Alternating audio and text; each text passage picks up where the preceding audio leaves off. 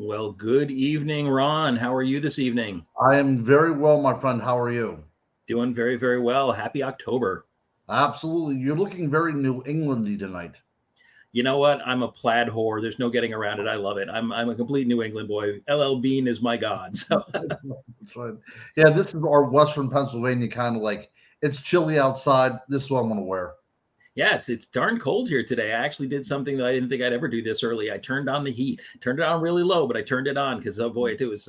I came down this morning. It was bone chilling. Well, as the age sets in, I think that I've had my heat on since like the 1st of September. I like to have my house temperature right around the temperature where I can grow ficus trees year round. Oh my goodness. Yeah. Yeah. Every year that goes by, every new gray hair, and I get a little bit more susceptible to the cold. That Viking blood is only going to last me so long. So So much longer. That's right. That's right.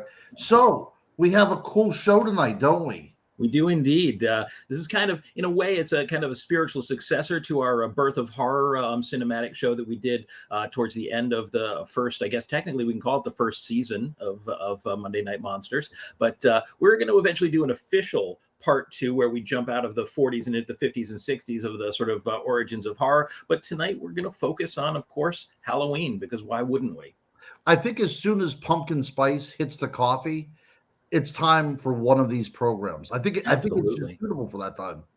And I'm sure as all you folks out there know, we are big, big cinematic, or cinephiles here. We love monster movies. We love horror and spooky stuff. And so we always drop info on the movies when we talk about the big monsters out here. But sometimes it's fun just to focus on the movies themselves, because honestly, how many of us would still be in the monster industry if it wasn't for all these great movies? Exactly, exactly.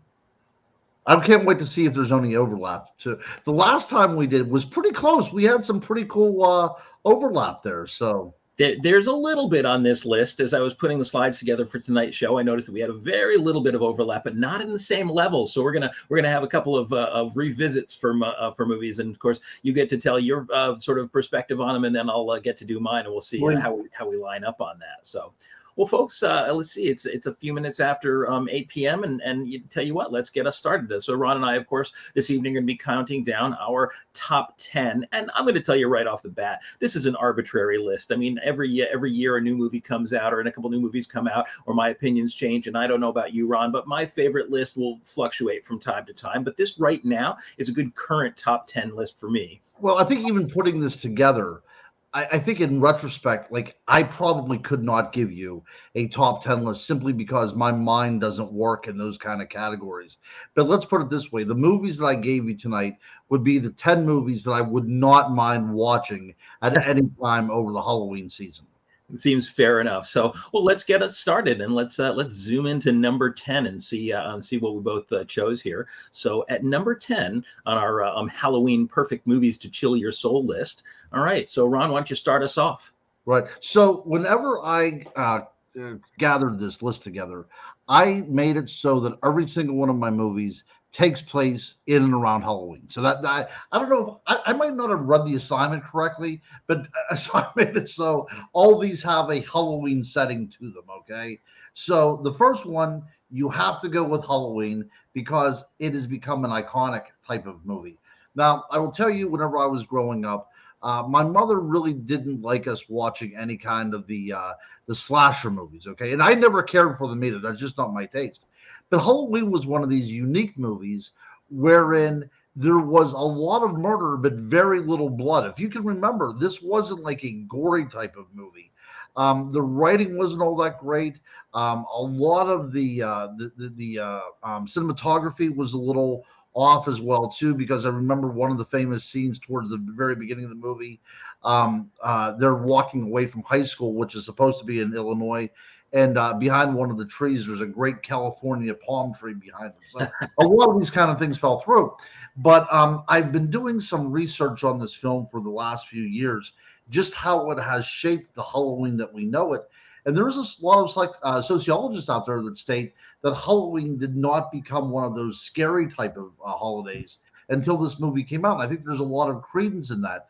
We don't see the murder aspect. We don't see the disembodied body parts throughout the yards until this movie becomes part of our consciousness, right? So it's done a lot for the way we think about Halloween. You've got that great tune at the beginning too, that very scary driving tune, which I do have to point out as well too. There's a crossover here, folks. So if anybody here likes Flashdance as much as I do, which I do, Flashdance, it was actually filmed in Pittsburgh. The Michael Cimbella Maniac that was actually based upon the opening of the Halloween theme. That's pretty bizarre. Yeah, and it was called Maniac because it was supposed to be about a serial killer, but they bought it instead for Flashdance, so he changed the words for it, but he kept that same tune. Isn't that awesome? That is full on bizarre. I have to say that I'd never heard of that. So that's a nice little factoid to pull out of my next from my next party trick there. So it's called, the song is called Maniac, which, there you go. But he made it into a dancer instead of a serial killer, and it's based upon Carpenter's ding ding ding ding ding sound. And of course, that soundtrack is iconic. Carpenter, I think a lot of people don't realize that John Carpenter composed the music for that film and did that for quite a few of his films. His soundtrack to The Fog, which is another one of my absolute favorite John Carpenter films, is absolutely chilling as well. And he's not a particularly complicated composer, but he gets to the core of that chilling sort of minimalist, musical style, and it's incredibly effective. So I've always been a big fan. And I'm glad you brought up about The Fog as well too, because it's a highly effective horror movie as well too. So it's top of mine, yeah. Yep. So number 10, Halloween comes into my. And I do want to chime in on that one because I didn't put Halloween on my list, and it's not because it's not a phenomenal film. It's one that I've loved for years and years and years, especially, of course, the original. The sequels a lot less so. The sequels and remakes not less so. I'm a huge fan of Halloween, but I'm not a huge fan of slashers either. And as a result, there were so many other movies to choose from for me that really kind of captured the Halloween spirit. I decided to leave it off the list, and I also had a suspicion that one of the two of us would end up picking it, so I knew it would make an appearance. And so I didn't feel too bad about it. Well, to all the slasher fans out there, to all the slasher, there's nothing wrong with slasher films if you enjoy them. It's just not really my cup of tea. And mine either, man. Mine either. But one other thing is that that you were saying, you're joking, you didn't understand the assignment. To me, the idea of this list was movies that are Halloween themed or have a Halloween vibe to them. Don't necessarily have to specifically be Halloween or mention it. They just have to be something that captures that Halloween spirit. So, for instance, a movie that I love, I was kind of tempted to put on here was Ghost Story, based on the Peter Straub novel, but it's set at wintertime, and to me, it doesn't bring a Halloween vibe at all because it's all set in this snowy town. So, my sort of emotional clock doesn't trip, when I see that movie, even despite the fact that I love it. So all these should have at least a good autumnal vibe to them, I think. Which certainly I believe my choice for number 10 does, which is The Blair Witch Project. And this is a very polarizing film because, of course, there are some people who watch this movie who say, I can't stand it. A shaky cam makes me sick. It's a movie where absolutely nothing happens. Other people say it's the scariest movie I've ever seen. It's one of the most polarizing horror films ever made. And it's also considered to be, although, this is a little arbitrary as well, but it's considered to be the birth of the concept of the viral marketing campaign. Because when they started advertising this movie, they did it as if it was a real event, real found footage. They had missing persons websites for the three main characters of the film who disappear in the film. And, to me, that's phenomenal because it was something that was incredibly convincing. And a lot of people probably to this day still believe that it's actually based on a true story. And that's incredibly effective marketing. But one of the reasons that I love Blair Witch Project is because I'm a camper. I love to go camping. I love walking in the woods, and getting lost in the woods can be very unnerving and very terrifying.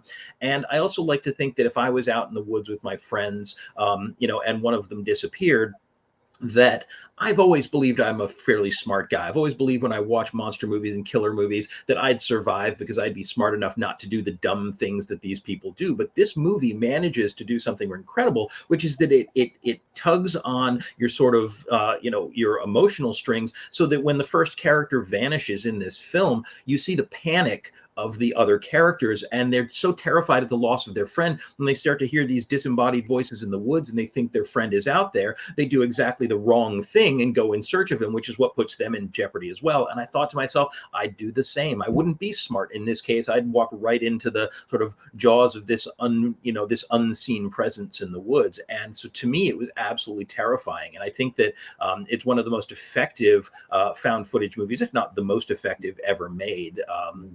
And if you folks haven't seen it, I think that seems unlikely, but if you haven't seen it, it's, as I say, it's a very polarizing film. It may not strike a chord with you, but if it does, it can be truly terrifying. And I think that's amazing because it's a film, there are no special effects.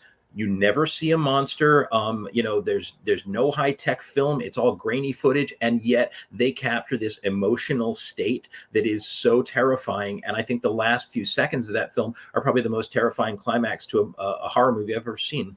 I agree. And these are all reasons, Chris, why I do not go camping. So I'm glad you brought that up. And I think it's appropriate that we started out with these kind of bookmarks.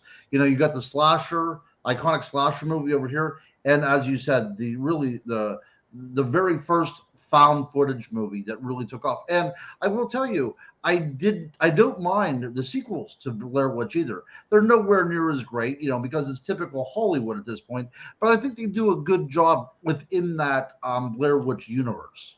I thought the second one, Book of Shadows, was pretty difficult to watch because the first one was so unique and so iconic. And I thought the second one kind of dropped the ball on that, although they were smart that they didn't want to make the same movie again. And they tried to do something very different. I wish it had worked for me. It really didn't. And I have to confess, as terrible as it is, because I've heard it's okay, is I haven't seen the one that they just called Blair Witch, which was kind of sort of a semi-remake / reboot as far as I understand. Yeah, it's the brother looking for the Heather Donahue character. Oh, okay. So yeah, it's a kind of like, retreads that ground. Yeah. So, but interestingly enough, before we get off of this right here, I was at a pizza shop about 2 years after this film was released, and there was actually people arguing at a table what happened to these kids. So I'm sure there are people out there nowadays that think this is truly an actual case. And that right there, again, that is the mark of some brilliant filmmaking. Absolutely. If you have people convinced that your film is real, then you've certainly done something right. They hit a target that very few filmmakers make. So whatever else you may think about that film, certainly it's incredibly effective. All right, so let's see. Let's move on to position 9. So in 9th place. All right. I forgot about Pumpkinhead. Trick or Treat and Pumpkinhead. Well, I'll tell you what, I'll lead us off on this one and tell you that Pumpkinhead, I'm not surprised that you forgot about Pumpkinhead. I almost forgot about it when I was making this list. It's in a way, I think it's kind of an obscure film. It's also a movie that has several sequels that did not in any way live up to the quality of the original, but that's directed by Stan Winston, one of the greatest practical special effects and creature designers in the industry. He's created some of the most iconic characters and creatures in monster film history. And this was his first directing effort. And it's surprisingly an incredibly effective little film. It's a very low budget film, but it's got a great looking monster. And it's also, what I love about this film is I love folk horror and I love harvest horror. Harvest horror, of course, being set around autumn time and dealing with things like, harvest rituals and folk magic and things like that. And that's very much what this film is. It's about an Appalachian community with people who are essentially poor farmers.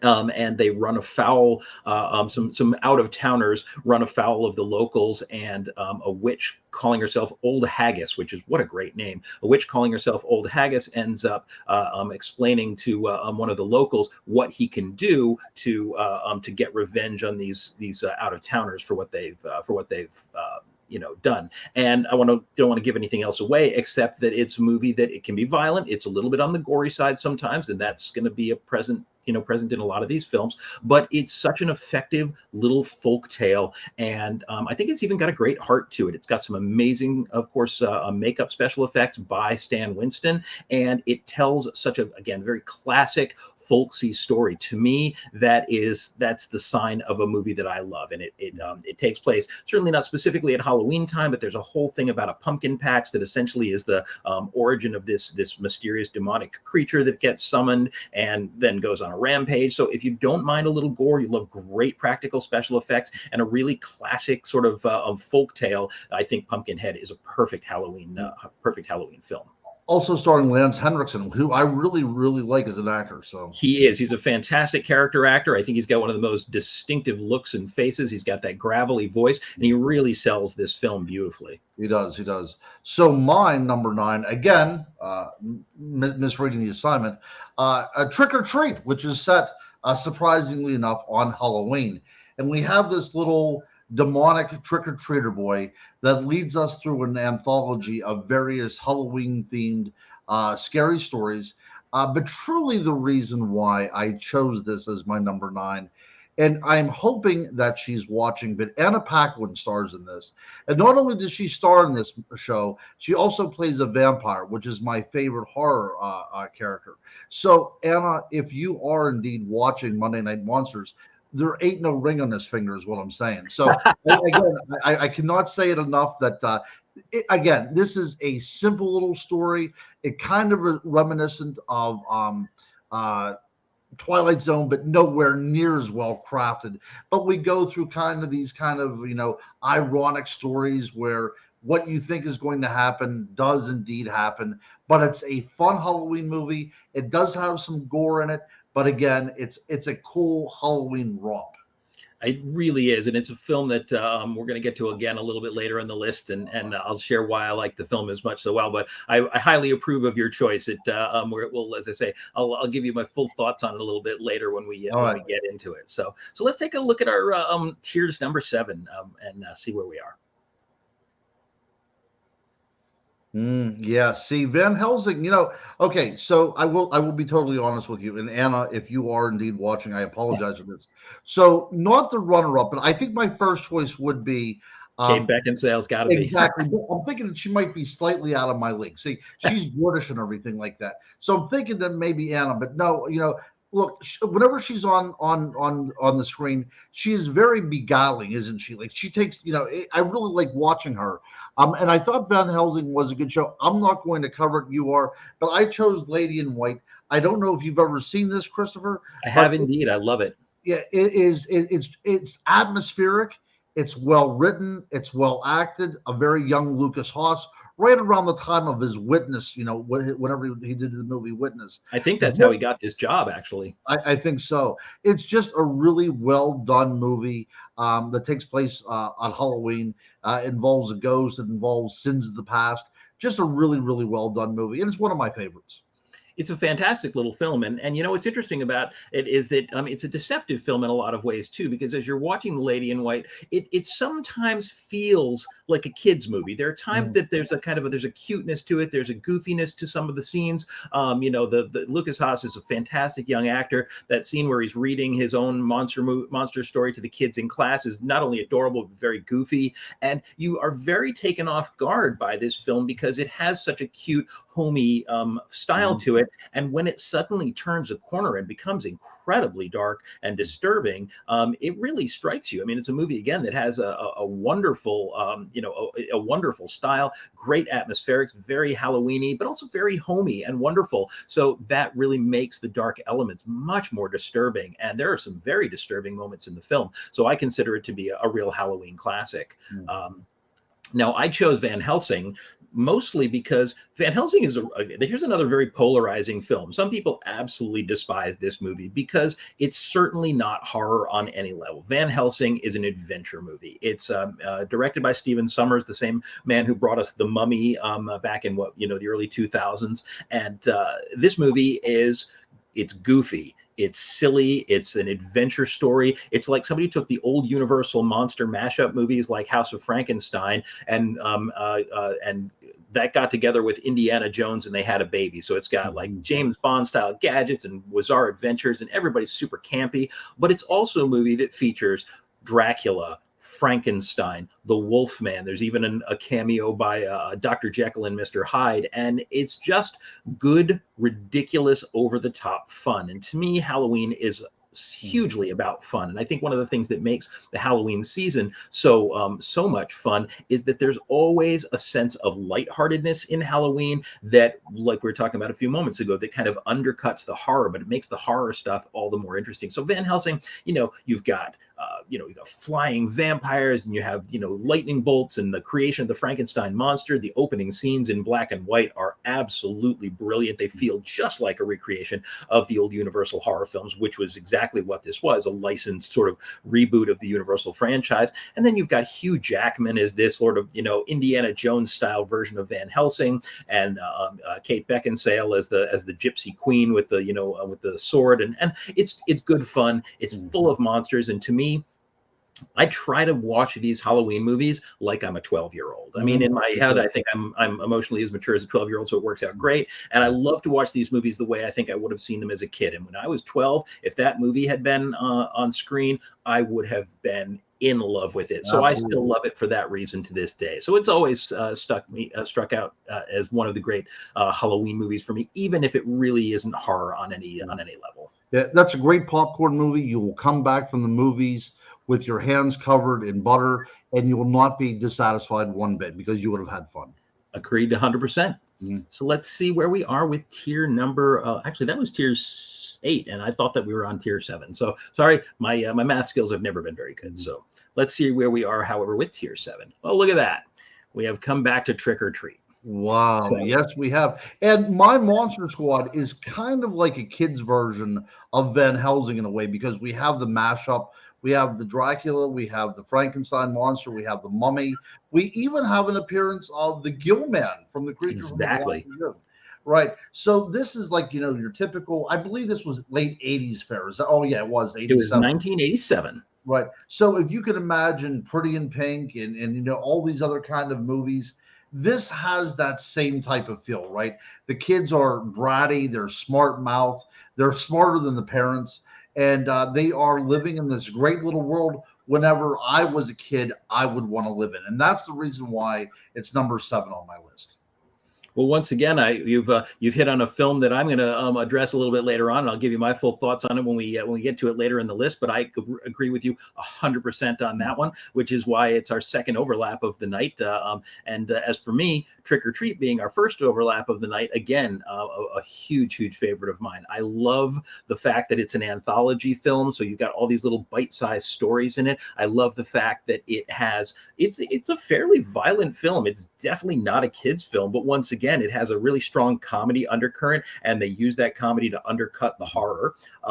It has amazing Halloween visuals. It's a movie that is so dripping, as you can see, in this image with the house just literally festooned with pumpkins. It's got Halloween oozes from every pore of this film, and that alone almost makes it worthwhile. Even if you didn't like the movie, you could put it on in the background of a Halloween party and always have something really fun and really sort of autumnal and Halloweeny on the screen. And to me, it just screams that. It can be a little violent for my day-to-day taste. Again, I say that I'm not a huge fan of slasher films, and there's a little element of that in this, but even so, it's always done with a sense of irony, a sense of goofiness, and to me, it's a hit, straight out of the gate. Yeah, Christopher, I'm glad that you said that, because a lot of the movies that I will have, especially towards my number 1 choice, does have an ambience to it. So these might not be great movies, but the ambience is so Halloween, it just appeals to me so much. So I'm all about that. Sometimes a movie is eye candy. Sometimes a movie, may not be a particularly brilliant movie. I'll bring up a movie that's not on this list because it really is just a low budget, sort of piece of throwaway film. But have you ever seen or heard of a film called The Devonsville Terror? Yes, I have, as a matter of fact. Yes. This is a movie that I've loved for years and years and years because of its ambiance alone. It's an incredibly low budget film with almost no one you've ever heard of, although somehow they managed to get Donald Pleasance, the very, very well-known character actor, to play an important role in the film. But other than that, no actors you've ever heard of in here. And it's a story basically set in a Salem-like town called Devonsville, where they had killed 3 witches at some point hundreds of years in the past, and then a new girl shows up in town and immediately starts to sort of trip the same triggers with the local male population. They find her attractive, they find her threatening, and all these other things, and so they start to believe, because they're still carrying the weight of their own ancestors, they start to believe that she's a reincarnation of the witch they killed 300 years ago. And it's badly written. It's a terribly paced film. It's a snooze fest in some ways, but it also is really shot in one of the most gorgeous autumns I've ever seen. Every scene has trees that are just ablaze with color, and it feels so much much like autumn that to me I could just put it on silent and enjoy the ambiance alone. So Agreed. yeah, I'm fully Another with movie you. that does that for me, and it's not on my list, of course, is the Dead Poet Society, which Of has course. beautiful cinematography. Yeah, and again, you know what? And I love that. I love the fact that sometimes a movie is just like a walk in the woods that you can put Right. on screen. Not that the Dead Poet Society isn't worth a lot more than that. It's a Yeah. phenomenal film, but sometimes you just need that sort of cozy atmosphere, and that's something that I really love about this season. And I like cozy horror movies, as strange that may seem, but there are some great cozy horror movies out there, and I always try to have a couple of them on my list. Sweet. So let's see where we are at number 6 now. All right. Well, I'm going to start you off, Ron. Oh, Or so Charlie. I've got 5 kids, so inevitably there is going to be programs on here that are kid related because I've seen them 1,000 times. So R.L. Stein had this great thing with Nickelodeon where they were putting out some pretty good quality movies, and I'm talking about genuinely scary movies. And this one right here is Cabinet of Souls, which I really found very, very effective. It reminded me a lot of Something Wicked This Way Comes. That was the first It thing was, I it was thought when I saw the trailer for it. Absolutely. It was well acted. It was well written, and it just was an effective horror movie. And if you are, this is something you could watch with a child, but just a really, really cool movie that reeks of the Halloween that I remember whenever I was 14 years old. So I can't really add anything because I haven't seen it. But when when you had put it on your list and I was looking for some info on it so I could add it here, I did watch the trailer for it. And again, I was immediately struck by the similarity to one of my favorite stories of all time and a movie that could easily have made this list. I ended up leaving it off for other reasons, but which is Something Wicked This Way Comes by Ray Bradbury, which again has the sort of dark carnival vibe. And that's a funny little Halloween trope that I have always had a huge fascination for, is the dark carnival idea. When I grew up, there were still carnivals that would come to town, whether it was like the traveling one that has the Ferris wheels and all the food courts, or the ones that actually were like a real circus and everything. And there is always something just a little bit eerie and a little bit off about that foreign sort of little village that pops up in the middle of your town with all these strange people in strange outfits and then just disappears after a few days. It's almost mystical in and of itself. And so I've always found the dark carnival idea very intriguing and very creepy. And so that's why Something Wicked This Way Comes, why I think I would probably really enjoy Cabinet of Souls, and I'm actually going to have to download that and check it out as well. Yes, you shall. Yeah, definitely something I would like. And I would like to see these kind of fall festivals resurrected, because I've not seen one for a number of years, and I would love to see it happen again.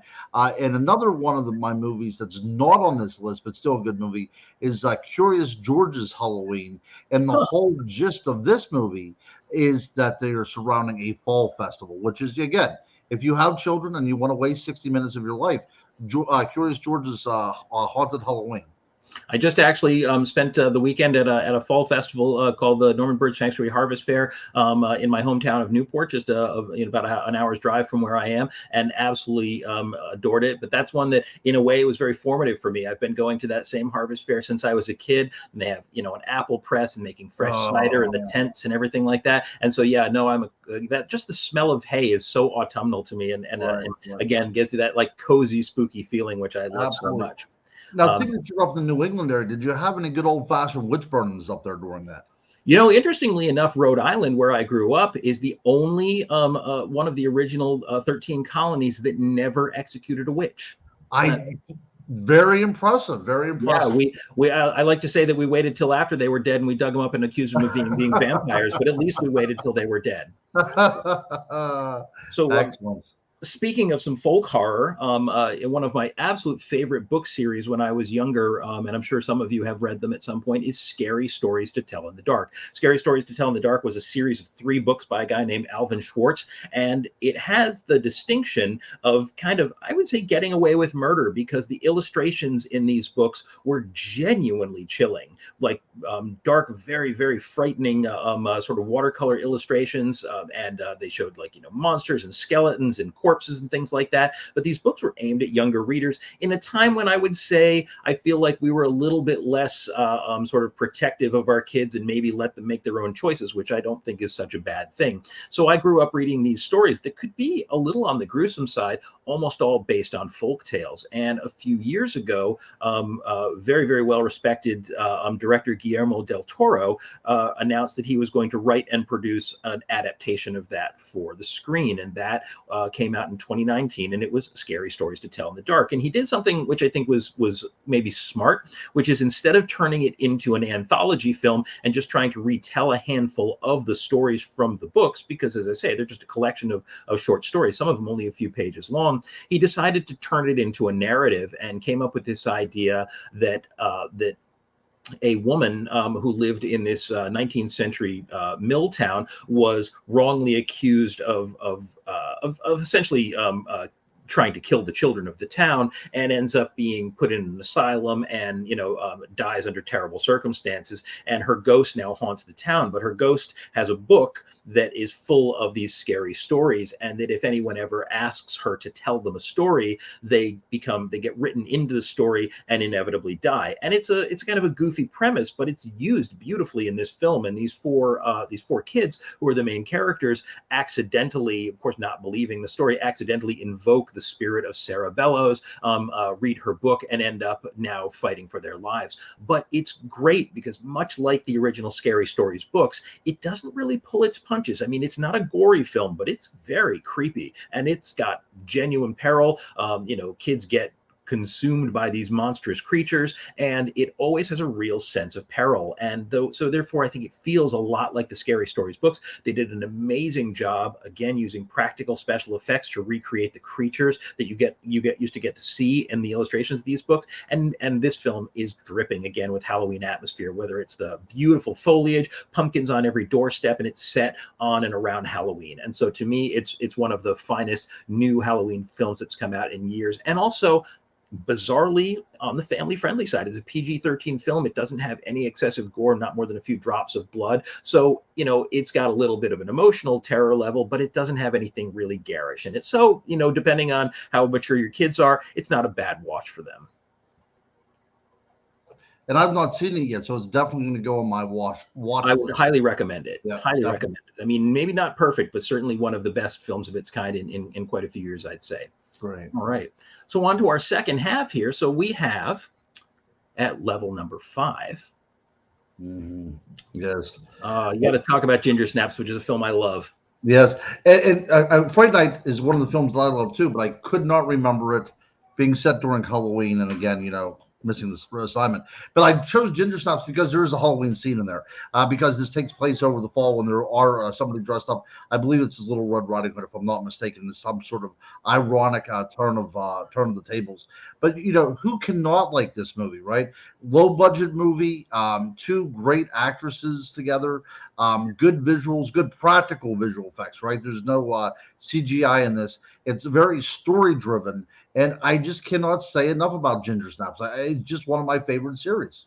It's a phenomenal film, and actually there are 3 films in the series. And unlike what normally happens with with low budget or independent films and things like that, where the sequels are just lower and lower in quality, the sequels actually get better, which is amazing. The original film is incredibly low budget. The creature, while made with practical effects, it's a good effect for practical film, but I didn't love the werewolf design. They improved it in the second film, and then they went right over the top in the third film, and the stories get more interesting as they go. Plus the original film especially, and the sequels to some degree, really smart, really witty, got some really cutting sort of ideas and some really interesting social angles. I mean, the first film deals a great deal with sort of female empowerment, and the werewolf, sorry if this is a little bit of a sensitive topic to talk to, but it ends up being attracted to Ginger, the victim who becomes the werewolf later, by her menstrual blood, and that idea runs through the entire film and actually makes it for a really creative, really unique film and a series that I absolutely adore. A great coming of age movie with a werewolf in it. Exactly, which to me is every coming of age movie is ultimately a werewolf story, especially when your kids get to be teenagers. That's right. So Fright Night, of course, is a huge, huge film for me. This came out, I think, 1985. And in 1985, finding a good vampire movie was tough enough, but this film ended up becoming a hugely iconic movie because Fright Night is a modern, gory, and fairly mature vampire movie, but that harkens back to the movies of old. In fact, they do it very intentionally. They show a whole lot of clips in the film from older vampire movies like the Hammer horror films of the 1950s and 1960s, which I absolutely loved. They have phenomenal veteran actor Roddy McDowall playing Peter Vincent, who is a retired kind of washed up actor who used to be in those old films, and he is sort of shanghaied into becoming a real vampire hunter by the kids who are the main characters of this film. And it's the vampire next door trope done beautifully in a way, in an era when slasher films were really getting huge, and they even make a joke about that in this film. This was a throwback to classic horror. Has a great deal of fun humor in it, but some real peril, some real horror, some phenomenal special effects, and again stands very high on my list of fantastic horror films of the 80s. And being a kid of the 80s, of course, I'm always going to believe that the 80s had the best horror films of all time. I'm sure 90s kids feel the same way. But of all those great films that came out throughout the 80s, I think that Fright Night stands almost head and shoulders above them. Yeah, a kid of the 80s as well, too. You can't go wrong. Roddy McDowall. And another great piece of social commentary as well, too. So Roddy McDowall represents the old ways, right? And whenever the kids find him, he's already getting evicted from his apartment. You know, the old ways are being torn down for the newer ways. So that's a great kind of analogy about what's going on. That's great kind of commentary. But whenever they redid Fright Night, they used, it was David Tennant, right, that they used as that character. Yep, David Tennant and Colin Farrell. Yeah, and it was well done. It was a great sequel, but nowhere near the same spirit that this movie has. No, it didn't have the soul of the original. It didn't have the humor, and it didn't have it didn't have that like fun throwback feel to it. So while I enjoyed it as a sort of it was in a way, it was kind of a slasher movie with a vampire in it. So while I agree with you, it was well done and is an entertaining watch. I watch it and it's kind of hard for me not to think, wow, they just missed the mark on that one, because there was so much charm in the original. And yes, by the way, John, Fright Night has amazing music by Brad Fiedel, I believe, was the composer of that, and it is just this great kind of super synthesized 80s music that is bizarre but incredibly fun. And I think every time I hear a strain from that soundtrack today, I just want to immediately put on the film. So, absolutely. And speaking of Fright Night, the vampire in Fright Night was Chris Sarandon, who also played the love interest in Flashdance. Oh, in Flash, you know what? I had no recollection of that. I haven't seen Flashdance in 25, maybe 30 years at this point, so that's not surprising. But that's great. So just a stupid bit of humor here, but Chris Sarandon, obviously plays the vampire in that, and another very famous actress, Susan Sarandon, in Rocky Horror Picture Show and everything. But for as long as I've lived, I have called her Susan Sarandon and him Chris Sarandon, and of course it's the same last name. I believe that they're either related, they're closely related, maybe brother and sister. I'm not sure, but it's the same name, should be pronounced the same way. But I refuse to change the way I pronounce it. Me too. So it's always going to be Chris Sarandon and Susan Sarandon, or the other way around. I'm not sure. So let's see where we are at number 4 here. So number 4, we have, all right, Silver Bullet and the Haunting. Yes. So Silver Bullet, again, it starts to take place. The beginning of the movie takes place at the end of summer, but it comes to the climactic scene at Halloween, because I was sticking to the script. So Silver Bullet with a scene-stealing Gary Busey, with a very young Corey Haim, based upon a novella by Stephen King, which actually was one of the first illustrated type of books out there, which I found fascinating. Effective special effects in it. Well written, and look, I just can't say enough about this movie, because back in '85, this was like this was my kind of coming of age. I was getting into my middle teens at this point, and this is one of the movies I could go see at the movie theater by myself. So it was just one of those things where I remember this movie very fondly for those reasons. And the sister to Corey Haim is Megan Follows, who played Anne of Green Gables on the PBS version of that. She's a fantastic actress. Yep, she's a great actress, and I actually got to see her play in person Juliet in a version of Romeo and Juliet up in Stratford, up in Canada, whenever I was Oh, in that's college. fantastic. Yeah, Yeah, I mean, it has a great cast. It really does. It has, again, you've got a young Corey Haim, who was a really fantastic young actor in such a it tragic was. life, but such a fantastic young actor. You can really see it in there. He really sells the film. Megan Follows is just wonderful. It has that Stephen King sort of, again, that like folksy hominess to it.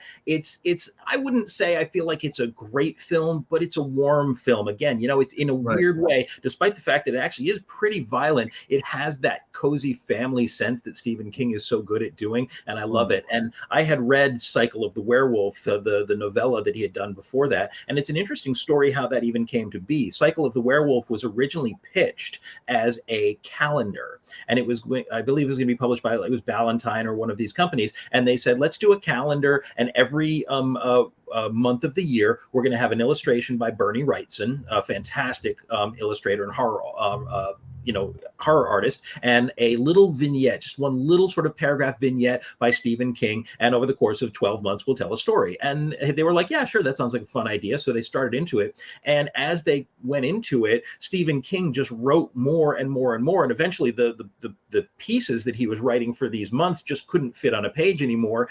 And in the meantime, Ballantine, I think it was Ballantine, but it might not have been, but the publisher said, you know what, we don't really want this project anymore anyway. We're going to pass on it. And so it ended up evolving into the novella Cycle of the Werewolf. Still has all the amazing illustrations by Bernie Wrightson, still has Stephen King's wonderful prose, but that's why it's broken up into these little month segments, and basically goes from I don't know, I think it takes place starting in February or March. Actually, it starts in January.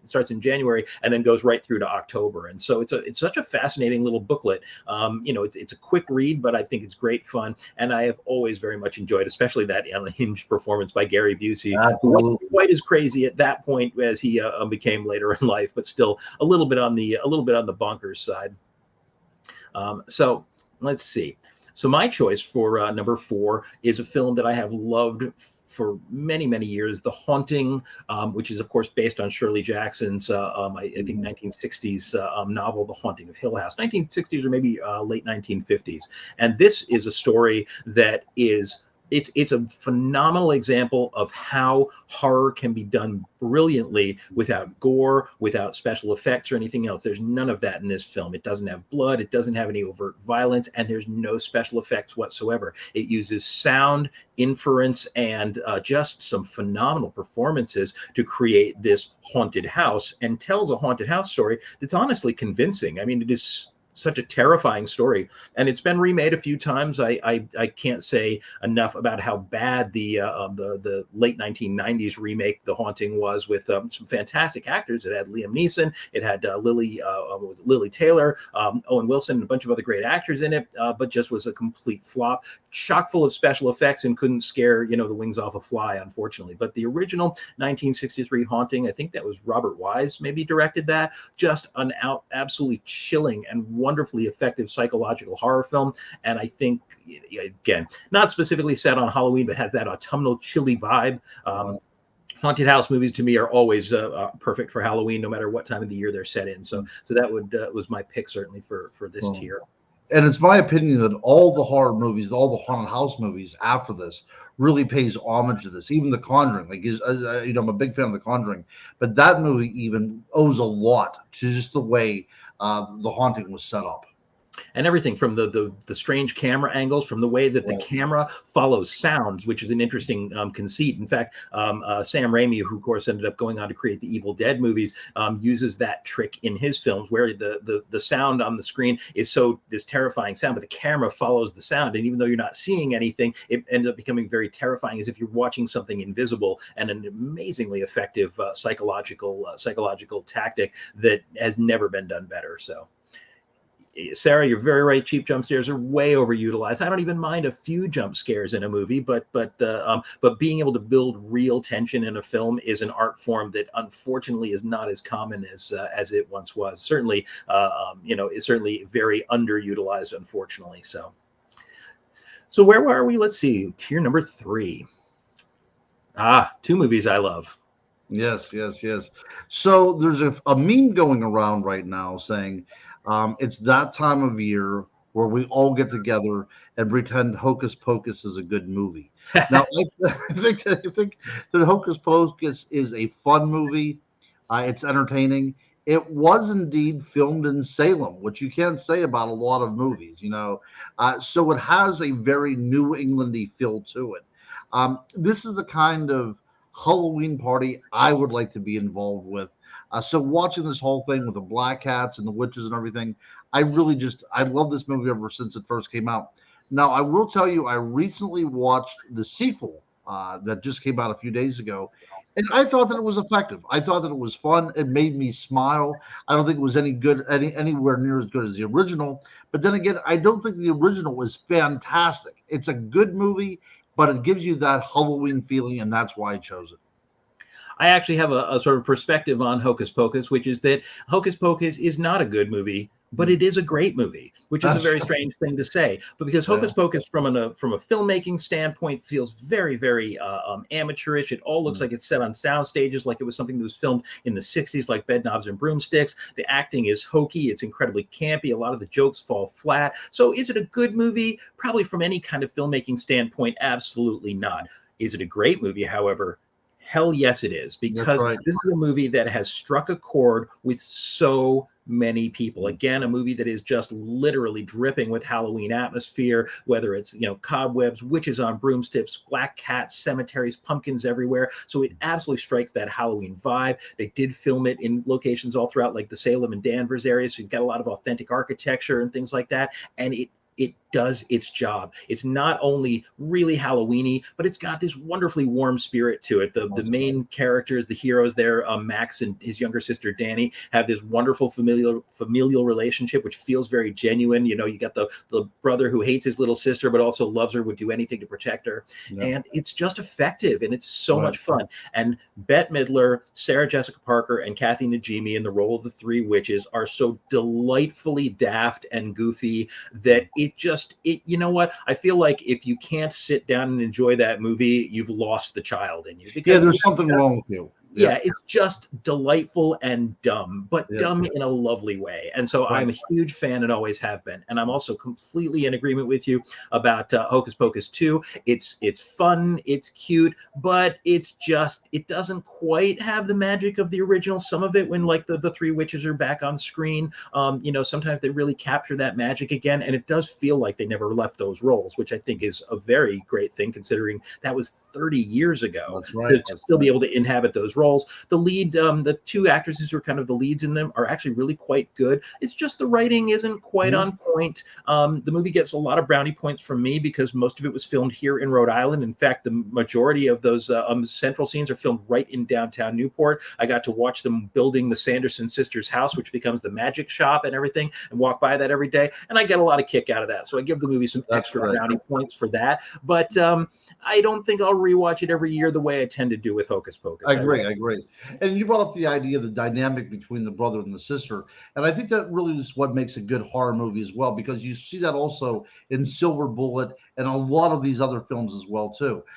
Whenever you can really get right down to the heart of humanity, then you can be afraid, right? Then you can be afraid and you can live vicariously through these people, because it gives you an incentive to watch it, and it gives you an incentive to want to pull for these guys to get through. And I think that's a great commentary on why we like these particular movies. Great. And Sarah, a little kind of comment. I don't know if you caught that, but actually there was a really quick cameo for Gary and Penny Marshall in the film, because there's a scene which kind of breaks the fourth wall a bit, but there's a scene where one of the witches is peering through the windows while they're looking for their prey. They're the mayor, and they see a gay couple, interestingly enough, it appears to be, watching Hocus Pocus, but only a scene that shows Gary Marshall and Penny Marshall. So it's kind of a cute little callback. It doesn't necessarily make sense, but the movie's not about making sense. That's and right. I thought it was a sweet callback, since both of them have passed away since then. So, yes. So my choice for this was, of course, the classic Abbott and Costello Meet Frankenstein, which we did mention earlier on. We both talked about the fact that comedy and horror make sometimes a great combination, and this is a film that I think is underappreciated by people who are fans of the original Universal monsters. This is, of course, produced by Universal Studios. It has original Universal Studios actors, including Bela Lugosi's only his second and last actual performance as Dracula. He only performed as Dracula twice during his career, at least film-wise. Once was in the original Dracula in 1931, and then he came again to play Dracula in 1948 for this film. Some people accuse this movie of, sending the monsters out on a down note because they're just the straight men for this comedy duo. I disagree wholeheartedly. You have the monster story that takes place during this film being played straight. You've got Dracula trying to resurrect the Frankenstein monster to be his immortal servant. You've got the Wolfman trying to stop them, and the original actors. You got Bela Lugosi, you've got Lon Chaney Jr. as Lawrence Talbot, the Wolfman, and Glenn Strange, a phenomenally gifted physical actor playing the Frankenstein monster for his third go around at that point, and he is a great presence in the film. Abbott and Costello, Bud Abbott and Lou Costello, do a great job just being their same goofy comedic selves, but the film is sometimes even on the spooky side. And as a kid, I loved the fact that I could laugh and be creeped out at the same time. That scene, that iconic scene in the basement when Bud actually goes into the room with the Frankenstein monster and sits on him by accident, not even realizing he was there. It scared the tar out of me because I thought Frankenstein was terrifying. So to me, that is in almost every ways the perfect Halloween film. You'd think it would be at number one for me, and it plays pretty close to that. But it is it's just such a great trick or treat, and that's exactly what this movie is. So to me, I will always adore this film and consider it one of the great classics of Halloween. And if kids today don't get the humor of it, I feel like they're just missing out on something, and that's certainly a possibility. But for me, it will always be. I'm going to say something really dumb here, but this is kind of the way my brain goes. It's one of what I call my coffin movies. Like an Egyptian, whenever I go, I want to have a few very special things with me that go with me. And I think Abbott and Costello Meet Frankenstein, I should have a DVD of that in my coffin, so in the afterlife I can continue watching it. So it is one of my coffin films. Very nice. And I still, whenever Abbott is the very beginning doing it, whenever he's still gets me to this day. It is, and to me, it's dopey vaudevillian humor, but it works for me, and it always will. So, all right, so we are getting down to the nitty gritty here. We're at number 2. So at number 2, we have Girl versus Monster, and again the Monster Squad back again. Wow, 2 kids movies as well too. Is not interesting. Indeed. Somehow they know Halloween. They do. And I rewatched Girl versus Monsters the other day, and it really does not hold up from the first time I watched it. So I'm kind of disappointed I put it up at number 2, but it is a kid version of basically Ghostbusters. It's effective. The monsters are, appropriately scary, but it just drips Halloween. Every frame is covered in either a witch or a skeleton or a decoration or a pumpkin, and that's what I really like out of these movies. You know what? I respect that entirely. And as we've said a couple of times during the course of the show tonight, sometimes it's just the atmospherics that work. I'm not familiar with the movie, so I can't comment on it. I don't have kids, so I don't get to see as many of these Disney Channel films as I suspect you are subjected to. But the truth is that I would probably enjoy it if it is that full of that kind of energy, because that is exactly what I love. And it's what makes Monster Squad, I think, such a fantastic choice for me too. I know that you love it, and I absolutely love it as well. And I love the fact about Monster Squad that it is, interestingly enough, you were saying it was like a kid's version of Van Helsing. And while in a way that's true, I almost kind of invert my perspective on it, because where Van Helsing is a surprisingly low-key film, the monsters never feel terribly threatening. They're much more actiony and much more goofy, and there's no gore whatsoever in Van Helsing. It's a mostly bloodless film. But what Monster Squad does, I think, brilliantly, is that it catches you off guard. You think you're watching a kid's movie, but these monsters are genuinely threatening. They kill people in the film. At one point, Dracula holds a little girl up and says, give me the amulet, you bitch. And you realize you're not really watching a kid's movie. You're watching an adult horror movie that uses the kids trope to really sort of set an interesting tone. And the concept behind this film that absolutely, I think, is phenomenal is they pitched it to Universal. Universal, of course, who own the Universal monsters, Frankenstein, Dracula, the way we sort of iconically remember them. They pitched it as, let's do a Little Rascals meet the Monsters Wow. movie, and Universal wouldn't go for it. But Shane Black, the writer, who by the way wrote Die Hard as well, remarkably, the same guy who wrote Die Hard wrote this movie, and the director Fred Decker said, you know what, this is too good of an idea. We're going to do it anyway. So they got the funding.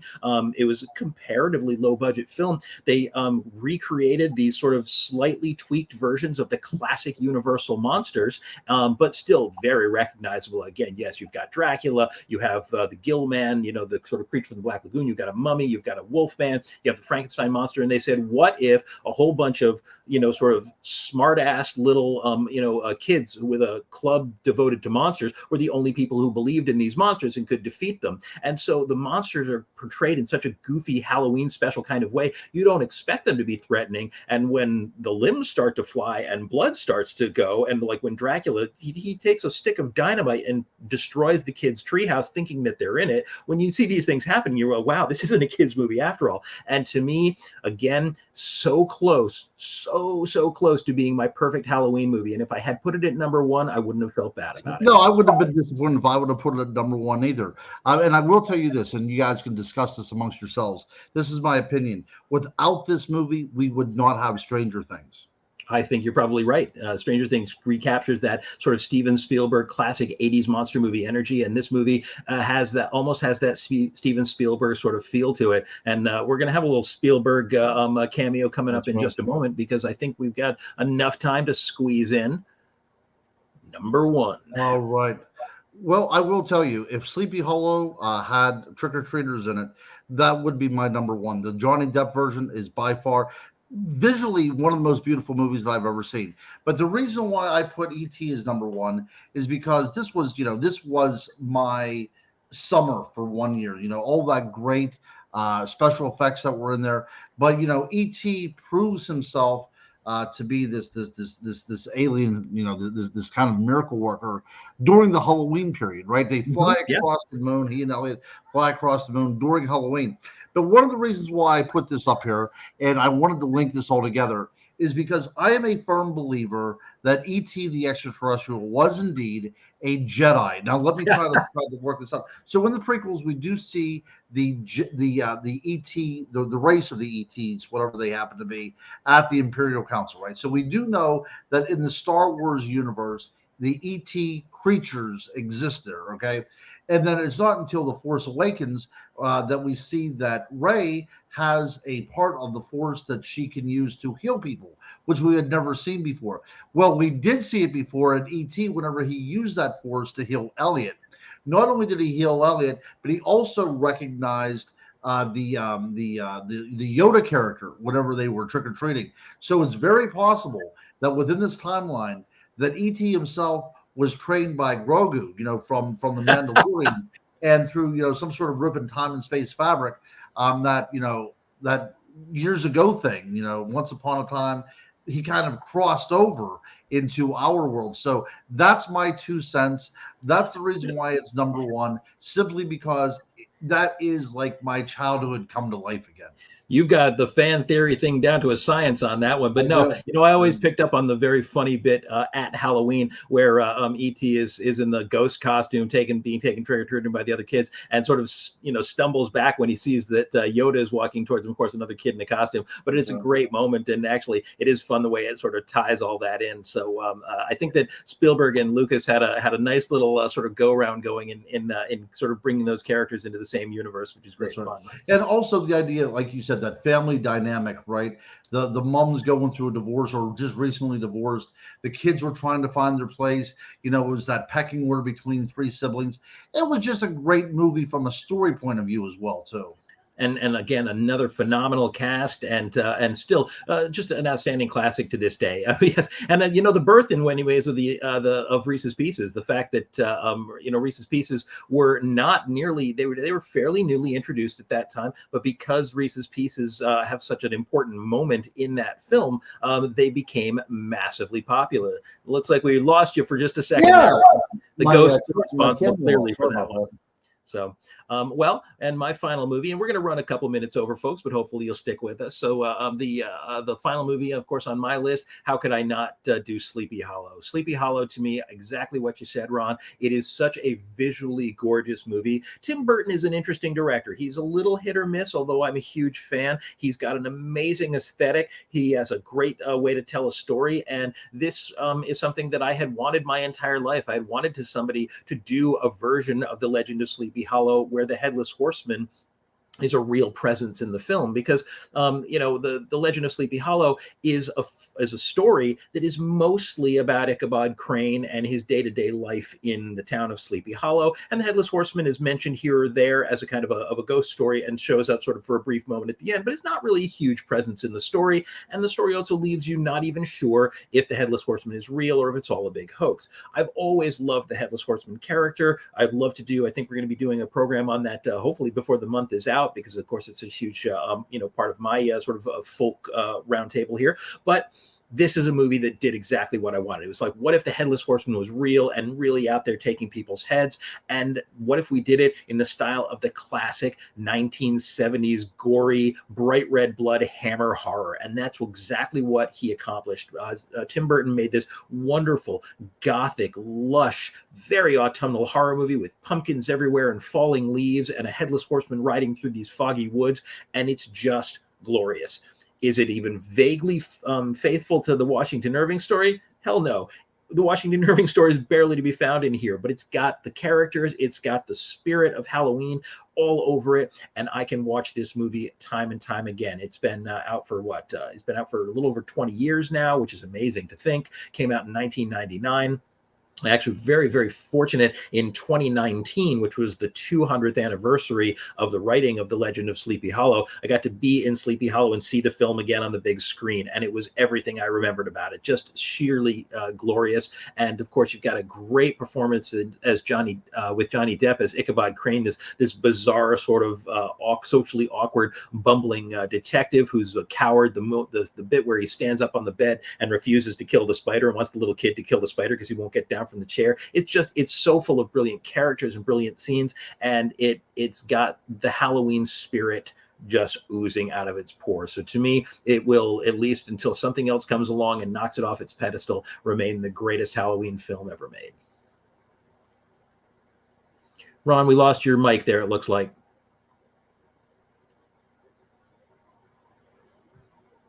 Let's see if we can get you back.